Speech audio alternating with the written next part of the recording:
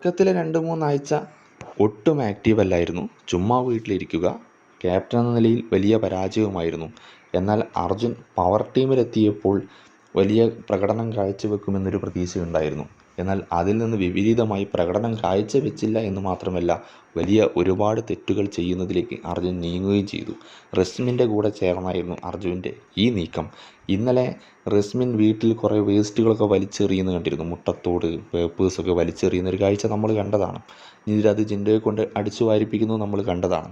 ഇതിൻ്റെ master brain ആരാണെന്നറിയും? അത് നമ്മുടെ അർജുനാണ് നമ്മുടെ റസ്മിനോട് പറഞ്ഞത്, നീ ആ വേസ്റ്റൊക്കെ എടുത്തിട്ട് അവിടെ വലിച്ചെറിയൂ, എന്തായാലും ജിൻഡോ അടിച്ചു വരാനുള്ളതല്ലേ എന്നും.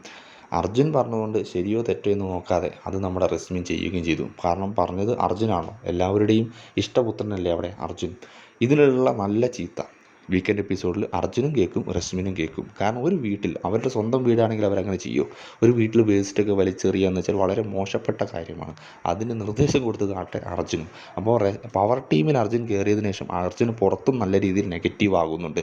റസ്മിൻ്റെ കൂടെ നിന്ന് കളിച്ചിട്ട് ജിൻഡോയ്ക്കെതിരെ കളിച്ച് വളരെ മോശപ്പെട്ട രീതിയിലേക്കാണ് അർജുൻ്റെ ഗെയിം ഇപ്പോൾ പോയിക്കൊണ്ടിരിക്കുന്നത്. ഒരുപാട് തെറ്റുകളും ചെയ്യുന്നുണ്ട്. അപ്പോൾ ഈ ആഴ്ച വീക്കെൻഡ് എപ്പിസോഡിൽ ലാലേട്ടൻ്റെ അടുത്ത് നിന്ന് നല്ലോണം കിട്ടാൻ ചാൻസുള്ള 2 മത്സരാർത്ഥികളാണ് റസ്മിനും അർജുനും. റസ്മിൻ എന്തായാലും കേൾക്കും. അതിനുകൂടെ പറഞ്ഞു കൊടുത്തതിന് അർജുനും കേൾക്കുമെന്ന കാര്യത്തിൽ യാതൊരു സംശയവും ഇല്ല.